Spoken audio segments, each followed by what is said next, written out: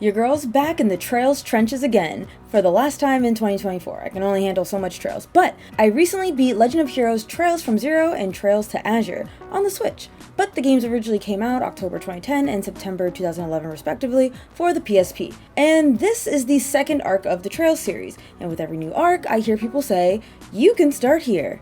And you can if you stay till the end of the video. And subscribe while you're at it. Oh, and support me on Patreon.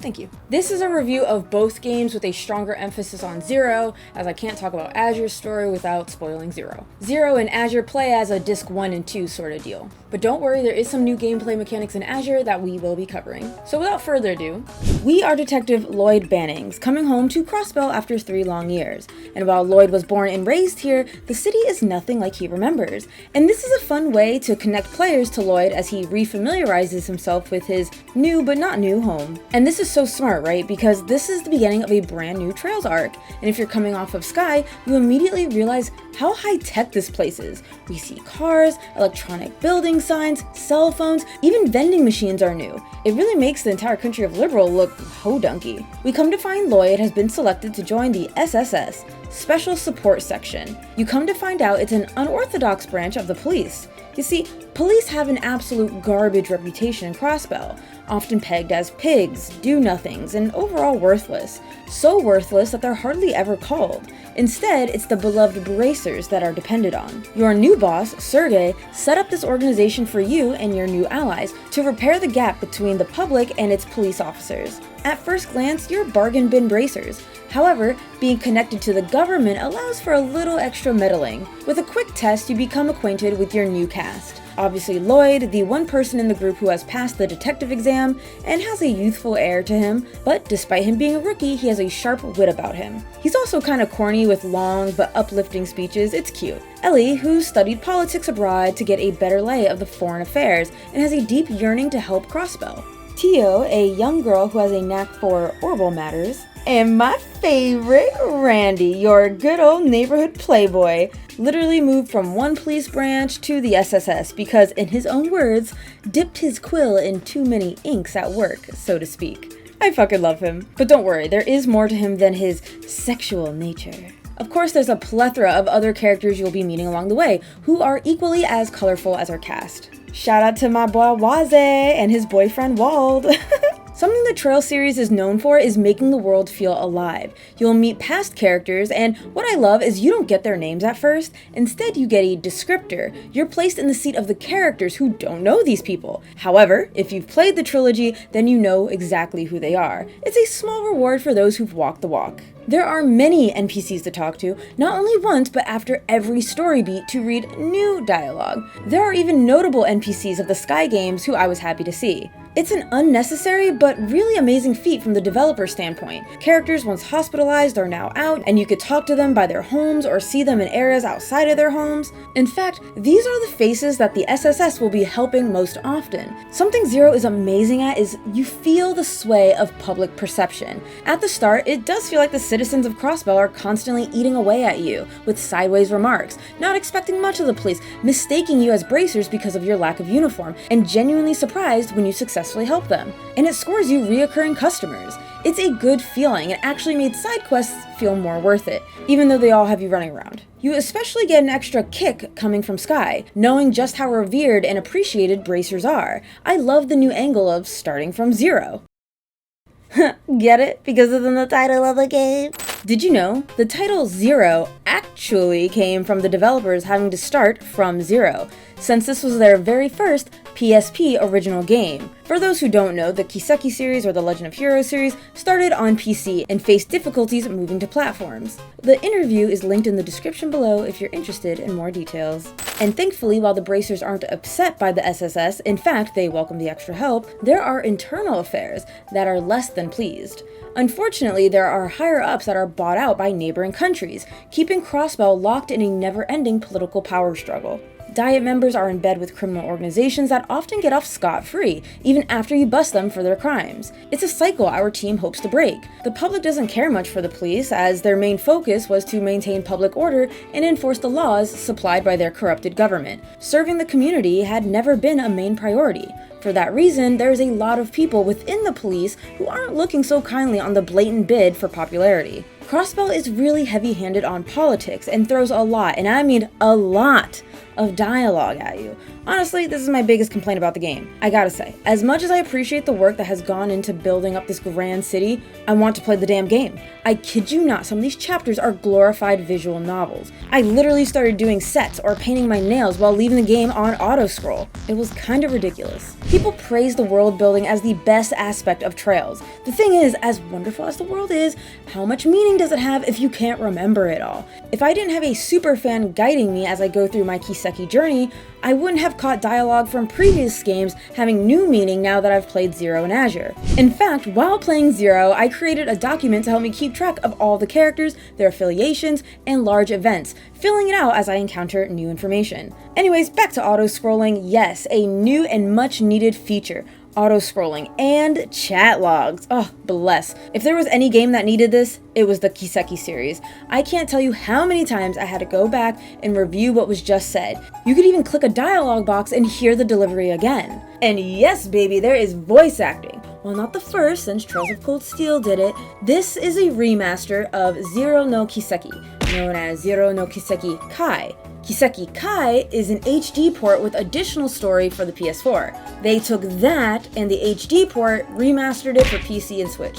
Anyways, the point is, it was my first Trails of game with voice acting, so it was new to me, baby. There is a catch though. It's all in Japanese. But that doesn't matter to me because I'm learning Japanese and I could catch some things, so yeah, baby! Just as a complete side note, it did make me have to reread things a lot more because the translation and localization are obviously not one-to-one, and sometimes I caught myself trying to understand the Japanese more than reading what's on the screen. Anyways, what would start off as a Walmart brand bracer group trying to win public favor expands into something far more sinister as they discover a young girl with no memories, who seemingly has a connection with a wicked evil of the past. Much like most of the Trails series, it's a 2 or more parter, and while you get some questions answered in Zero, Trails from Azure is the conclusion of the Crossbell arc, focusing more on the mysterious girl and moves into otherworldly territory. And while I admit Azure moves a bit faster because Zero is doing an enormous amount of setup, I like the story of Zero a little more because of how grounded it is. It's humans taking on human problems. Politics, drugs, gang wars, yada yada. I find few JRPGs that stick to humans against humans, and instead go off about ancient civilizations, ethereal beasts, godhood, etc. Neither direction is wrong, but that aspect of Zero I have a special appreciation for. Also, without Zero, I don't think Azure would have felt as rewarding. Starting from zero or nothing, and having the SSS come into their own, starting a new game as a respected entity, and you could feel the gang level up as a team. The sense of progression felt great, even if the pacing is still ass. There's a lot of things story-wise I loved in the Crossbell arc. And just as Crossbell felt very new and refreshing, they polished up some gameplay mechanics, which I already loved, but I love even more. If you played any of the previous games, it's mostly the same. It's turn-based with a hint of strategy. You see a turn order where you can attack, you can use a craft, which are unique skills to that character and cost CP, craft points, arts, which are spells that cost EP, and take 2 turns to cast, and are great for manipulating the turn order. Now, there's a big focus on turn order because these symbols next to allies and enemies. These are turn bonuses. If a character has one of these, they may regain health, CP, EP, or a guaranteed critical. The spooky part, however, is enemies are also privy to these turn bonuses. But you could always step ahead with S-crafts. If you have at least 100 CP or more, you can cut the line, stealing a turn bonus and execute an S-craft, which is a strong attack or supportive move. With 200 CP, the S-craft is even more powerful. New are combo S-crafts that use 2 characters which cannot be used to cut the line, but only cost 100 CP of the characters involved to dish some damage. In certain areas, there are exclusive turn bonuses such as Invisible, Insta-kill, and Guard. Obviously, this is a callback to Trails in the Sky 3rd, where these were the norm. Listen, y'all are never gonna get me to admit that playing 3rd was worth it, but let's just say, because I did, there were a lot of pleasant, or maybe I should say unpleasant, surprises. But now let's talk about some of the great, amazing, spectacular changes of the gameplay. 1, approaching monsters is different now. In Zero, you have to sneak up behind them and hit them to maximize your advantage. Doing this grants you a new turn bonus called Team Rush, where your entire team attacks what's in range. This is amazing, y'all, because it made the grind so speedy. No, never once did I have to grind in this game. As long as you fight everything that's on the field of a new area, you'll be good. Besides, if you do try to grind and hit weak enemies, they'll instantly die and leave you with Sepith. I love this because you don't have to go through the motion of battling. Also, evasion is now my new favorite stat. Why? Because now, if your enemies miss, there's a chance to counter if the target is in range. Another thing is enemy weaknesses are no longer automatically available. In Sky, you could see elemental weaknesses as plain as day. Now, you gotta scan them. Support characters from 3rd are reworked. Before they offered passive buffs and debuffs. Now they actually show up on the timeline and aid the team on the field. Finally, because Trails has a huge roster of characters,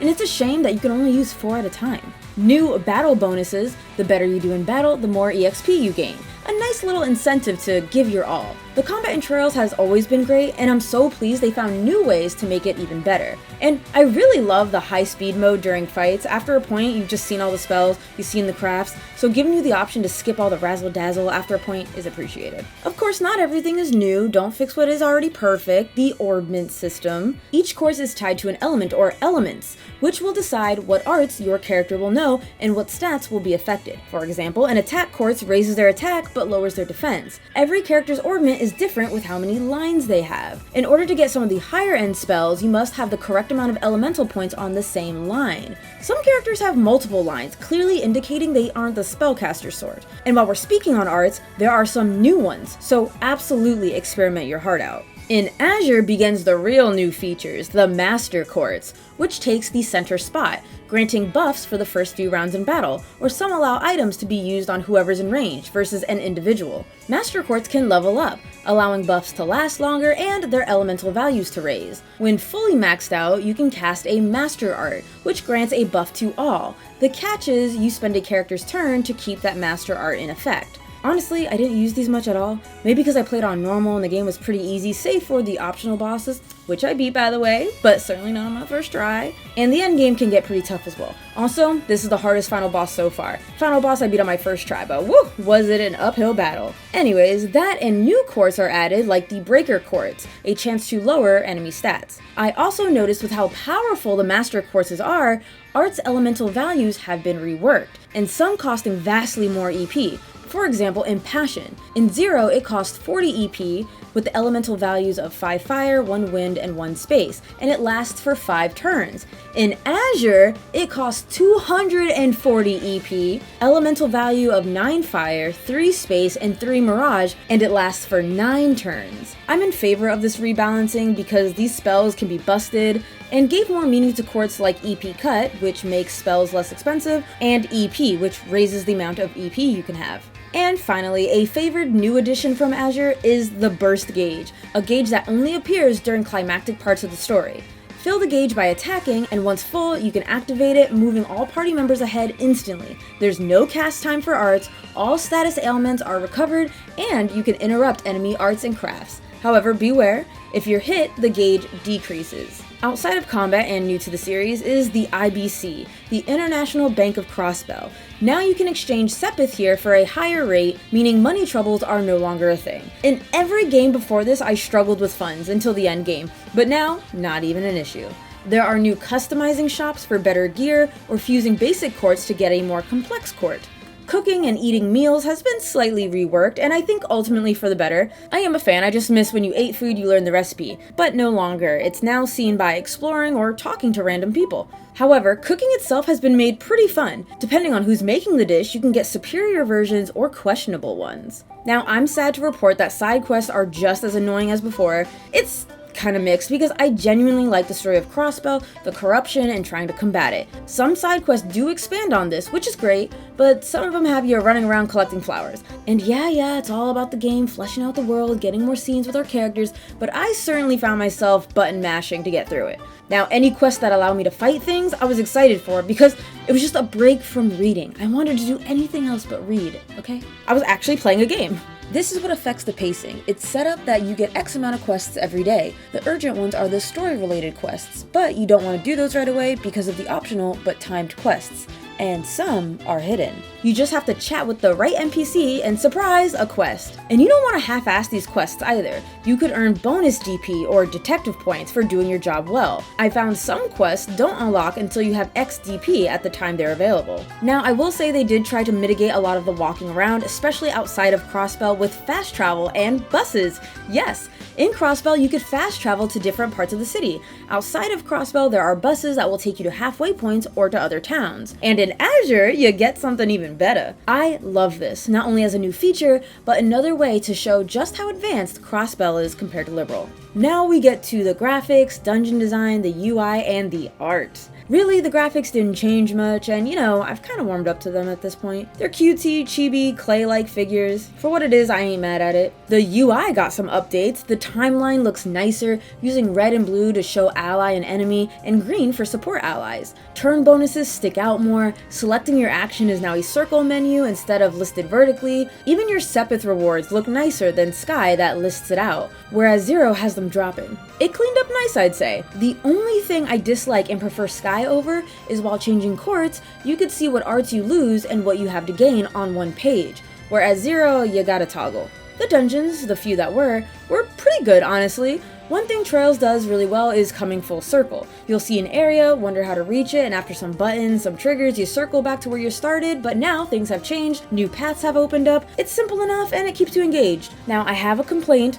There is no camera rotation outside of battle, which made it super difficult to see enemies from afar, making it borderline mandatory to use a quartz to see enemies on the map. Speaking of, I don't know why the mini-map never works in dungeons. I've tried using the eye quartz and I'm only ever shown enemies and treasures. Also, I cannot believe I never said anything in my other reviews about this, but speaking to every chest is deadass my favorite thing. Now, what I really want to talk about is the updated art. Finally, oh my god, it looks great. I am so happy we got a style now. Sure, all things considered, it's still a little safe, but I genuinely like the art now. I love the portraits where we get a full version of them, and seeing some old comrades in this new style just adds to the excitement. I am so happy with this major improvement, and in Azure, characters who didn't play a major role before now are getting portraits, and that's exciting. And to wrap it up, the music. I think this is the weakest soundtrack thus far. There, I said it. It's not bad, but I've just come to expect better of Falcom. Maybe because I came from Sky 3rd, and the best part of that game was the music.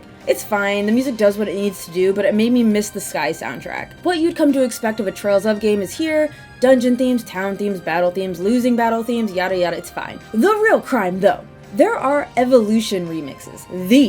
These right here sound amazing and full. Evolution is essentially remasters of Sky First Chapter through Azure. Since Cold Steel was coming out for the Vita, they wanted more people to play the previous games, so they remastered them for the Vita with remixed music. Sadly, these sounds are only heard in Evolution. Anyways, one of my favorite soundtracks is the very first dungeon, the Geofront. I actually prefer the original version more. Evolution is good up until the guitar.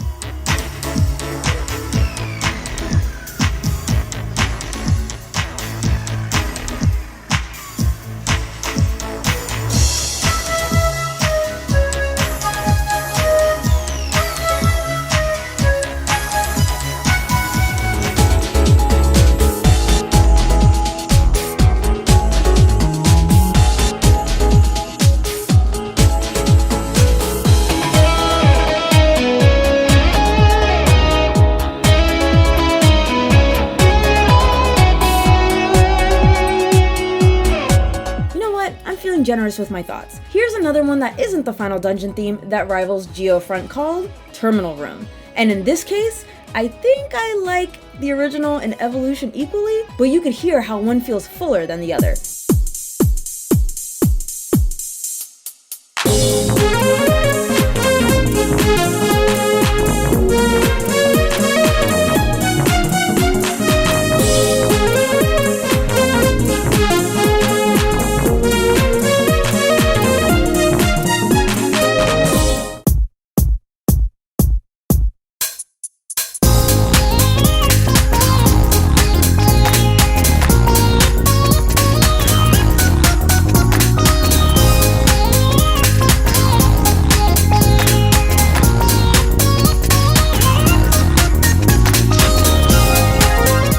Strange relationship with these games because I genuinely love the Crossbell arc. It supersedes Sky, but it's a journey I never want to walk again because playing it is a chore. Everything else is great, the combat, the art, the story, but the pacing, my god, and the gameplay to reading/world building ratio is awful. There is a reason why this meme exists. This seems to be common with entry point arcs. They're doing a lot of world building, a lot of setup, but whew, it was brutal. It was worse than Sky. I want to summarize a comment I got on one of my Trails videos that I mostly agree with. The same thing that so many people don't like about Trails, the pacing, is the exact same thing that a small minority of people absolutely love. There's an enormous amount of detail, which needs a slower pace in order to convey. World building has a point of diminishing returns. Creators put enough details to allow the audience to get attached, but not enough to slow down the story. However, the trade-off is that if you could keep the audience invested enough in a slow pace, you could pull off some jaw-dropping, emotional, and incredible stuff that other works of fiction simply are unable to match because they lack the level of detail that makes the audience bond with the work. Obviously, everyone has different tastes, and I prefer a more balanced approach. I've had plenty of jaw-dropping moments with games that don't have the level of world building Trails of has. But I agree, there are people like me that will forever bitch about the pacing and think it's the worst thing about the game, where die-hard fans eat it up and enjoy every ounce of detail the game offers. To each their own. That said, I'm going to continue playing the series, I'm just going to bitch about the pacing every time. Because I do like the story and characters, I just hate playing the game, which is mainly just tapping A or X. And that's a wild thing to say. Why are you going to play a game that you don't like playing? Honestly, part of me has debated on just finishing the series through Let's Plays because, let's be honest, I'm fucking watching 70% of the game anyways. But I'm not really a Let's Play person, and that will guarantee that I just drop the series. Plus, I don't think it would really stick in my mind so well, versus if you play it, you know, you go through the motions, you remember how something makes you feel. The point is, I will keep on keeping on. But anyways, if you don't mind reading and riveting A-pressing gameplay, but an incredibly fleshed out world, fantastic story, interesting characters, greatly improved gameplay mechanics, the Crossbell arc is awesome. So in conclusion, yes, you can start from Trails from Zero, if you don't mind missing out on what makes Bracers so amazing. If you don't care about character reveals or head nods to previous events. If you don't mind reading about past grand adventures instead of experiencing them. If you don't care about spoilers to previous games. If you don't care about the full and vivid picture this story's trying to tell. But if you do care, be sure to check out my videos. I did reviews of the Trails and the Sky arcs, all worth watching, and be sure to join my Patreon. I'd really appreciate the support. And until next time, mwah!